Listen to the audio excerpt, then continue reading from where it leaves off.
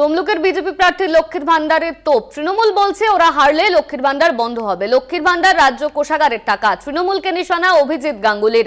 তৃণমূলকে নিশানা করলেন অভিজিৎ গাঙ্গুলি।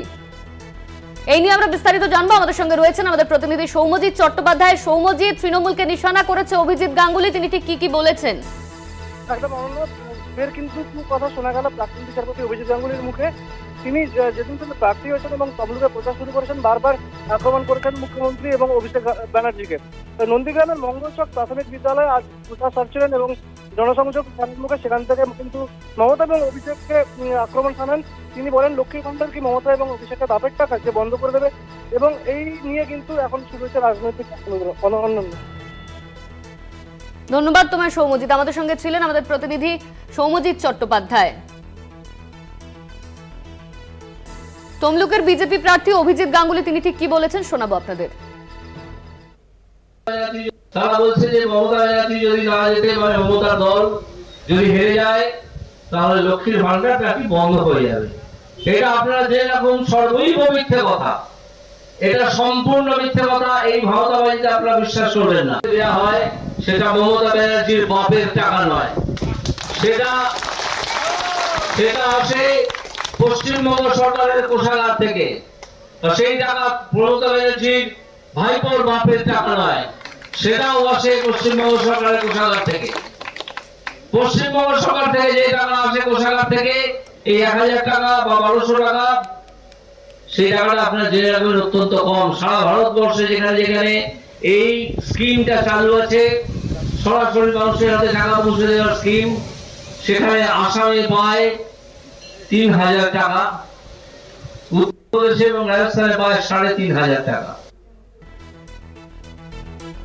এই মুহূর্তে আমাদের সঙ্গে রয়েছেন তৃণমূল মুখপাত্র অরূপ চক্রবর্তী। আপনাকে স্বাগত কলকাতা টিভিতে। তমলুকের বিজেপি প্রার্থী লক্ষ্মীর ভান্ডার নিয়ে অভিষেক বন্দ্যোপাধ্যায় এবং মমতা বন্দ্যোপাধ্যায়কে তোপ দেখেছেন, কি বলবেন আপনি? যে লক্ষ্মীর ভান্ডারের টাকা কি মমতা ব্যানার্জি অভিষেক ব্যানার্জির বাপের টাকা নয়। অভিজিৎ গাঙ্গুলি জেনে রাখা উচিত, নিশ্চিতভাবে এটা কারোরই পৈতৃক সম্পত্তি নয়। ঠিক বলেছিল উনি। তেমনি 100 দিনের টাকা বা আবাসের টাকাটাও নরেন্দ্র মোদীর বাবার টাকা। যে টাকাটা ওরা বাংলার মানুষের জন্য আটকে রেখেছেন, যাদের দিয়ে কাজ করিয়েছেন, তারপর তাদের টাকা দেননি, সেটা বিজেপির পৈতৃক সম্পত্তি নয়, পৈতৃক টাকা নয়। আর লক্ষ্মীর ভান্ডার বন্ধ করে দেবো, এটা বিজেপির নামে আমরা বলি। লক্ষ্মীর ভান্ডার বন্ধ করিয়ে দেবো এই হুমকি বিজেপির কুচবিহারের নেত্রী প্রকাশ্য মঞ্চ থেকে অন ক্যামেরা হুমকি দিয়ে বলেছেন এবার বিজেপি 500 পাবে, বাংলায় বিজেপি 25টার বেশি বা 30টার বেশি আসন পাবে, তাহলে লক্ষ্মীর ভান্ডার আমরা বন্ধ করে দেবো। কুচবিহারের বিজেপি নেত্রী বলেছে, এটা তৃণমূল কংগ্রেস বলেনি। উনি রাজনীতিতে নতুন এসছেন, এর আগে বিচারপতির চেয়ারে বসে বিজেপি করছেন। এখন বিচারপতির চেয়ার থেকে বেরিয়ে ঘোমটার আড়ালে খেমটা নাচছেন, এবং ঘোমটার আড়াল ছেড়ে এসে খেমটা নাচছেন। খেমটাটা ভালো করে নাচতে বলুন, 4 তারিখ তমলুকের মানুষ ওনাকে খেমটা নাচবে। ধন্যবাদ আপনাকে। আমাদের সঙ্গে ছিলেন তৃণমূল মুখপাত্র অরূপ চক্রবর্তী। আরো একবার শোনাবো আপনাদের অভিজিৎ গাঙ্গুলি তিনি ঠিক কি বলেছেন। বলছে যে মমতা ব্যানার্জি যদি না যেতে পারে, মমতার দল যদি হেরে যায়, তাহলে লক্ষ্মীর ভান্ডারটা কি বন্ধ হয়ে যাবে।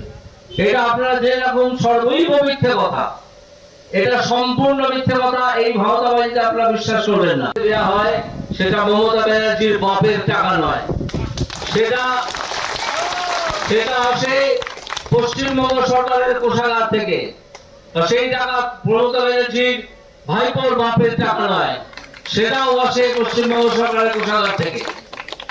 পশ্চিমবঙ্গ সরকার থেকে যে টাকা আসে কোষাগার থেকে, এই 1000 টাকা বা 1200 টাকা, সেই টাকাটা আপনারা জেনে রাখবেন অত্যন্ত কম। সারা ভারতবর্ষে যেখানে যেখানে এই স্কিমটা চালু আছে, সরাসরি মানুষের হাতে টাকা পৌঁছে দেওয়ার স্কিম, সেখানে আসামে পায় 3000 টাকা, উত্তরপ্রদেশে এবং রাজস্থানে পায় 3500 টাকা।